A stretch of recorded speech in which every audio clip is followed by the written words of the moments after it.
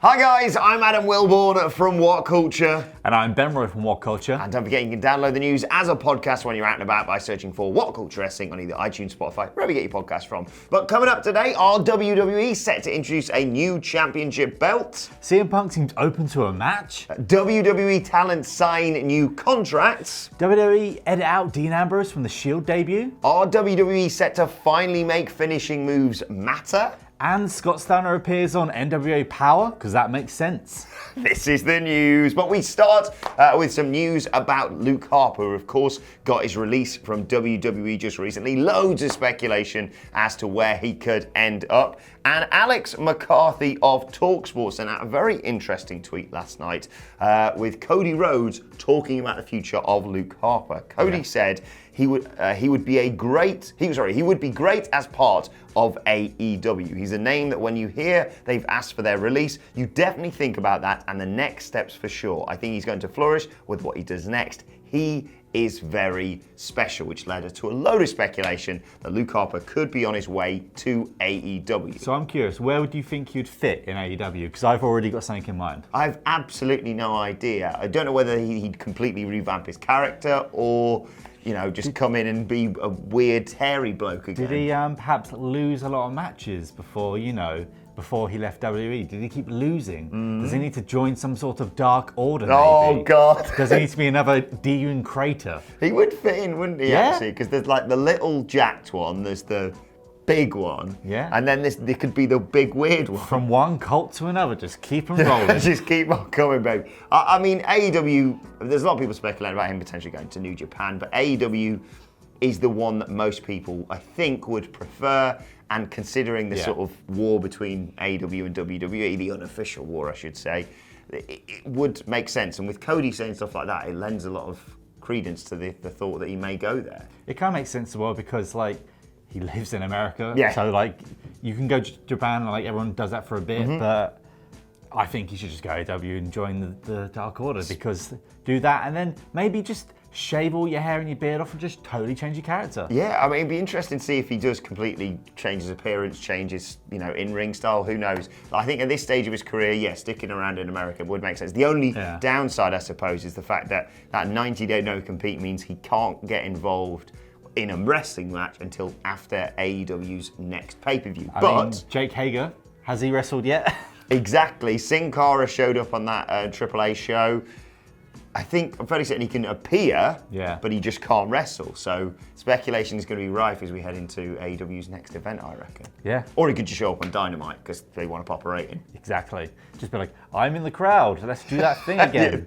Did they do that in WCW once? Oh, who was that? The guy that hurt legs? Anyway. So CM Punk has been tweeted because that Fox WWE account just likes to just throw kindling into like a bush and run away and watch it set fire and just wants to just either trigger everyone or cause a news headline every day.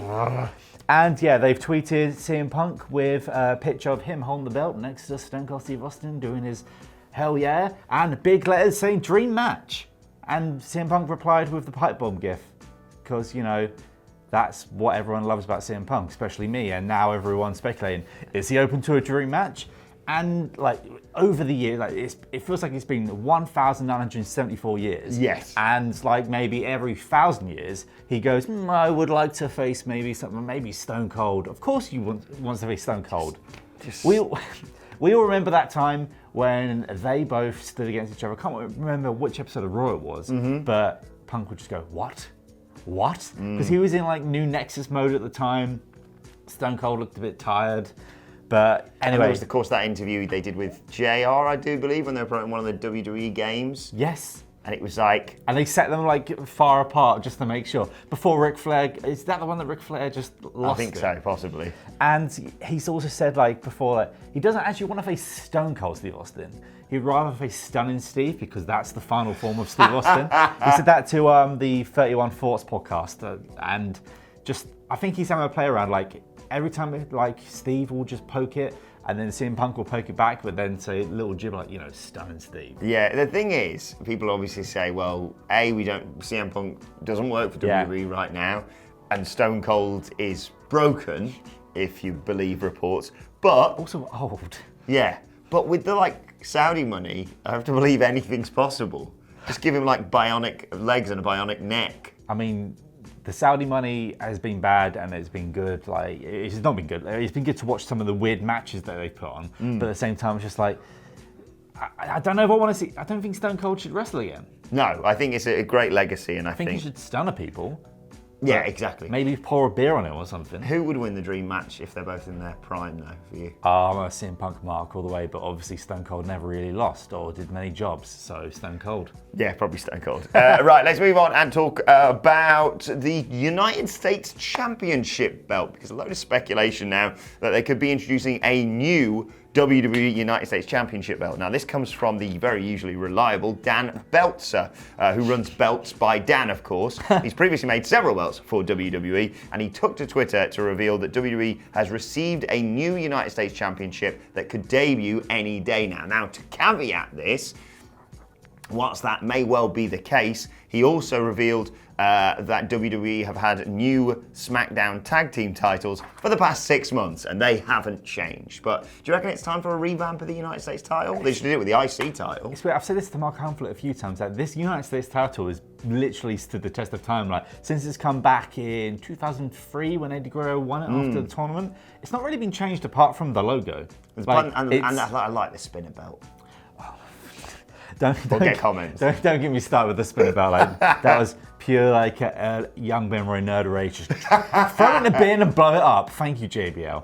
Anyway, but yes, this belt was pretty much stood it. I think it's just because Vince forgets it exists, and Vince doesn't really care. It'll throw out MVP for 5 million years, and then he gave it to not Dean Ambrose for even longer to break that record after he left, and now it just gets thrown around like a hot potato. Keith won it because, you know what, he had a space in his shelf. So just give it to him. I like the fact they had the big gauntlet tournament on Raw. Yeah. 6 people in it. Who won it? A man who wasn't in it. Seth Rollins. It's just ugh. But no, I personally have always liked the look of this belt, and I like the idea of it. I think it's a step below the IC title in everyone's head. But I don't know. I don't know if I want the redesign, because I'm not that fond of the new IC title belt. I'm always worried when it comes to redesigns. Yeah. But, maybe it'll be more... I don't know what a good reason. Maybe it'll be more AEW World Title than Divas title. I don't want it to be a squished penny as well, like those God, stupid that was tag horrible. titles. God, they were bad. They're still bad. But yeah, and it doesn't have to have a coloured belt. The belt part of it doesn't need to be coloured. Yeah, they're going to call it the Raw or the SmackDown United States title, and then it'll be stuck on that show forever. But it's just... Maybe, but it doesn't. I don't think just because it's been around for over 10 years it needs to change. It looks fine. No, exactly. I don't think anyone's there going, God, they need to change this US title. They'll change it, and then it'll go back to the cupboard, and then that'll be it. He just wants. Vince gets excited about it for 2 minutes, then forgets. And it's also too late now to change it ahead of Christmas, so there's no point in WWE's eyes. Yeah. Right, let's talk about a former United States champion who, doesn't exist in WWE's eyes anymore. Who is Dean Ambrose? It's weird because WWE, of course, they love to edit things out and they love to change history. And I'm sure there's more in the network that we've not actually noticed yet that has been changed. But in a recent WWE Top 10 list, that's not copyrighted by anyone else at all, they've done the best debuts of the decade. And it turns out that Dean Ambrose is there and the camera is looking at him, but he's never mentioned by Michael Cole, because what they've done is they've recombobulated what he said. Yes. And nope, just no Dean Ambrose, just a man going, ah. And that's it. And then just Roman Reigns and Seth Rollins. Yes, they all put Ryback through a table in that infamous debut of theirs, of course. But I think the last time I saw a top 10 with this, it wasn't edited. It just edited in after he said Dean Ambrose. Yeah. So he goes, Seth Rollins, Roman Reigns. And then you're like, go on, and the third one, and he doesn't say it. But now, WWE appear to be just trying to erase Dean Ambrose from history, which, considering the last, 10 years, is probably going to be quite difficult. I'd rather them just put the big giant censor bar on it, like South Park had to do one time in an episode. Just go all the way. Just slowly blur him out. It's just going to be like, hey, remember when Seth Rollins and Roman Reigns used to do the 2-fist thing? I thought it was the 3-fist thing. No, just 2. I can't wait for them to do the best 2-on-3 matches of the year, of the decade. Oh my God. And Dean Ambrose just never existed. It's fine. People go to other companies. He changed his name as well. It's not like they're going to Google Dean Ambrose and it will come up John Moxley, but it's not going to be like, oh, he was called John Moxley in WWE. He did stuff before you. Yes. He's doing stuff after you. He's dead. He's done it. Let it go, Vince. Nah, gone. So petty. You're the biggest wrestling company in the world. I mean, as I said... Vince has woken up this morning and gone, right, two things you need to do. You need to get a new United States title belt and never make sure no one ever remembers Dean Ambrose. It's probably not even Vince, because he probably still doesn't even know what YouTube is. So it's probably Triple H, just like, no, he said no to me. I can't have that. Yeah, exactly. Love you, Triple H, but just get over it. Right, in better news for WWE, two huge tag teams have signed brand new contracts. It was announced on WWE Backstage that the New Day, Kofi Kingston, Big E, and Xavier Woods have signed new 5-year deals. And I do like this little fact about it. All three members of the New Day negotiated their deals for the same pay and the same terms as a way to show solidarity. That's and also, good. Angelo Dawkins and Montez Ford have signed new multi-year deals with WWE. Now, no word on whether or not they are 5-year deals, but considering what was going on recently, it's probably safe to assume that the Street Profits have also signed a new 5-year deal. Good stuff. Yeah, New Day should just stay New Day for the rest of maybe Kofi's career. I still think Big E and Xavier Woods probably have more in them, even though Xavier Woods probably could just keep streaming and not hurt his body anymore, but I'm sure he also likes to get in the ring in every now and then. And be backstage for Batista's music. Yeah, that was so good. God. And blow his trumpet. But also, even if I was Kofi at this point, and I'm pretty sure he didn't take a cut. But I mean, you got your WWE Championship run, and like that's yours forever now. They can't take that away from you. Well, they can edit you out of history, but you know. You'll be deleted soon anyway. But it's no, I think it is a really good move, and New Day should just, if they're gonna all stay in WWE, all stay together, all just stay New Day. Don't break them up. You don't need to break them up. No, I'm torn. Like, I don't want them to break up New Day, but I also do want to see a heel Big E. Like, I don't know whether I can get both of those. At the very end of the New Day, when we're never gonna, of course they'd come back when they're like 7,000 years old. Yeah. But like at the very end of like what is the New Day now? Maybe do it, but not until then. No, and good news for Angelo Dawkins and Montez Ford as well, who've had an incredible year in WWE. Exactly. And just keep going, Kofi. I just love seeing the Kofi. What a year. Have more matches against Keith. For God's sake. Tell me about Scott Steiner. Yeah, Scott Steiner's turned up in NWA Power because that was a thing. I think, did he get lost on his way to math class or something? I have no idea. What? So he's come in and it's in a 6-man tag match and he's going against Eli Drake, Robert Gibson, and Tim Storm. And he's joining the wild cards. I don't know if that's copyrighted or not, but wild card rule, bitches. Yeah. I love Scott Steiner. What I mainly like, I still distinctly remember Simon Miller's interview with him over like WrestleMania weekend or whenever it was, or it might have been StarCast, where he really didn't hold back with his thoughts on Triple H, Vince and Stephanie in particular. Yeah, it was StarCast because we tried to go to him at WrestleMania weekend and he was too busy selling t-shirts in a very angry fashion. Yeah. So we just kept going. But no, I like what they're doing at NWA Power. For me, it's a clip show because there's just too much wrestling for me to watch and there's other too much nerd stuff going on. But yeah, bring him in. I don't think he'll be around for long. I think it'll just be like one few spot gimmicks. I didn't even realize that he was out of Impact or done with them, but I'm excited to see what they do with him, and obviously I'm best friends with Stu Bennett, and he's doing wonders over there. Stu Bennett follows you on Twitter, doesn't he? So. Hi, Stu. Yeah. Right, let's move on to our final news story of the day with an update on WWE planning to finally make finishing moves, Matt and mate. Now, you may well have noticed that not only on NXT, but more particularly on the main roster, we've seen a lot of squash matches coming back in recently. And according to the Wrestling Observer, the main reason for this is to try and get wrestlers' finishing moves over. This is a Paul Heyman idea, who's, of course, Raw Executive Director, who's keen to have wrestlers winning matches using their main finishing maneuver to get those maneuvers taken seriously by the audience. When it's taken long enough. I mean, these days it seems that a finishing move only becomes serious or impactful if it becomes a meme, like, from out of nowhere or anything like that, or just Triple H's pedigree, because that is the most devastating move in entertainment today. But for me, it was more like, whenever there's bad things, whenever they hold their hand up and it falls down, or when Jericho was in WWE and he would go for the walls of Jericho, you weren't going to win. Transition was like the choke slam. Like, I can't remember last time anyone won from the chokeslam. Yeah, as you know, you have to hit the claw if you're Eric Rowan. I think the last chokeslam victory I saw was a super chokeslam off the ropes at WrestleMania 28. But apart from that, I don't just make those moves impactful again, not just transition into more spots. Yeah, I'm inclined to agree. You want to make finishing moves. Like you think about Kenny Omega's finisher, that the interesting thing there is having him hit it, whether or not he can actually get into position to hit it. Yeah. That's the battle there, as opposed to anyone kicking out of it. But then again, I am a mark who likes to see people, you go, oh, that's it, 1, 2, oh my God, they kicked out of it. I think we all love cocaine wrestling sometimes, but not every show. So I'm a big fan if they try to do this, but I just feel like it would be a mandate that is just seen 6 months' time and gone again. Yeah, exactly. Cut to next year's WrestleMania. What? No, the 7. The Fiend kicks out of 1 million spears or something. Yeah, I hope they do it, but I don't know if they will. Yeah, I'll give it till 2020. Right, let's move on to your Twitter questions at WhatCulture WWE, of course, if you want to send them to us.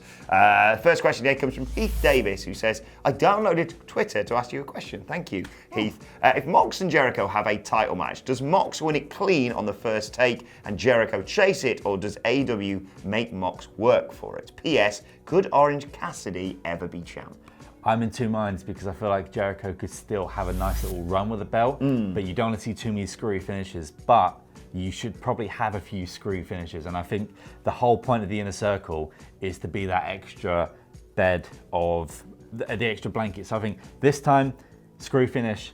Moxley then dismantles the Inner Circle, and then next time he wins. Yeah, I like that. So he sort of has to run the gauntlet slowly, week after week on AEW Dynamite until the next AEW pay-per-view. Proper Stone Cold destroying the corporation sort of stuff. Yes, yeah, I really like that as an idea. I don't think Orange Cassidy will ever win the world title. But no, that's why I want them to have some sort of mid-card title. Exactly. Just so they can give it to people like Orange Cassidy. Right, from AEW to NXT, Matt Ryan asks, with Rhea hopefully winning the NXT Women's Championship and seeing Baszler going to Raw or SmackDown, who could be the first challenger for the title? Perhaps Dakota Kai. There's been so much focus on Rhea and Shayna, I don't really know. I think maybe wild card, someone comes from the main roster. Oh God. Maybe bring Sasha Banks down. That'd be good. Yeah. Rhea Ripley versus Sasha Banks. I'd love to see. Or even if we're not gonna if we do Charlotte, because they do have a cage match coming soon with Asuka for the Raw Women's title. Whoever takes the pinfall on that, just get them to go down to NXT and saying, look, I've screwed up, and not necessarily this is the proving ground, but maybe the loser of that match goes down and faces. Well, if you want to reiterate the fact that that's NXT is also main roster as well, I'd put it down for pretty that. much. But then again, the NXT women's division is so stacked. You've got Bianca Belair, Dakota Kai. I think would make the most sense to be the first challenger, but you could also have someone like Io Shirai as well involved in it. So you're not going to be struggling for potential opponents for Rhea going forward. Can we just have William Regal on his platform shouting who it's going to be? Exactly. Right, final question today comes from Elbra, #LatinJax, who says, with how crazy 2019 was for WWE, who would you say was their MVP? Who represented WWE to the fullest? Now, normally, you would just go for the face of the company, i.e. probably Seth Rollins, but you can't say that, can you? I'm going to say Becky Lynch. I still think Becky Lynch is the face of the company, and I think she has become since the marriage spiel started, and especially since she started the epic image of her up in SmackDown, bleeding nose, and winning WrestleMania. Yes, you can't keep the constant steam going the whole time, but for me, it's still Becky. Yeah, I mean, Becky Lynch, headline TLC, headline WrestleMania, headline Survivor Series. And if you look at the women's match 10 years ago in TLC, it was I think it was Maurice or something defending the Divas title or something like that, and it went 5 seconds. Yeah. But it's just how far women's wrestling has come, and I just think Becky Lynch is still, her and maybe Charlotte, because Charlotte does a lot of press stuff. But for me, it's Becky. And on the men's side of things, I did a list about grabbing the brass ring this year, and you can't look further than Bray Wyatt, where you look at where he started the year, just in the wilderness. It's a weird face of the company, though, isn't it? Yeah, exactly. And I don't think he's really been representing them out there on TV. Everyone's just been if he has been on any talk shows, everyone's just been okay. Right, let's move on to today's. And finally, I just wanted to mention this because I thought this was a lovely piece of news. The news has come out today that Kazuchika Okada is going to be involved in the torch relay for Tokyo 2020, which, you know, there's nothing funny here. I just thought, oh, that's really nice, isn't it? Yes, it's just going to be...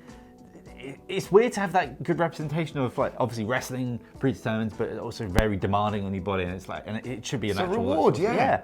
So I realise this is New Japan and it's very different to WWE. yeah, Is there any way they either have a match for who carries the torch, like someone challenges him for it, or in an even worse sequence of events, someone tries to attack him whilst he's got the torch? I'd love that for his entrance, by the way, like Wrestle Kingdom or something. When the torch went out, like someone blows it out. If it was WWE, maybe there would be some sort of gimmick before that. Yeah. But I think New Japan likes to keep things very prestigious, and I don't think that will happen. And especially if there's a risk of putting that torch out. Yes, exactly. So congratulations, Kazuchika Okada.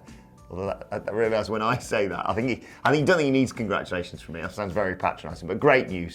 Right, let us know your thoughts on that and all of today's news stories in the comment section below. Don't forget to like, share, and subscribe. And subscribe to WhatCulture Wrestling on either iTunes, Spotify, wherever you get your podcasts from for daily wrestling podcasts. Myself and the Dadley Boys will be previewing the huge Wednesday Night War coming up tonight a little bit later on today. And whilst you're there on Twitter, let us know your thoughts. And follow us. Yes. You can follow him at Benroy Turner. You can follow me at Adam Wilborn. Follow us all at WhatCulture WWE. My thanks to Benroy. Thank you for watching, and we will see you soon.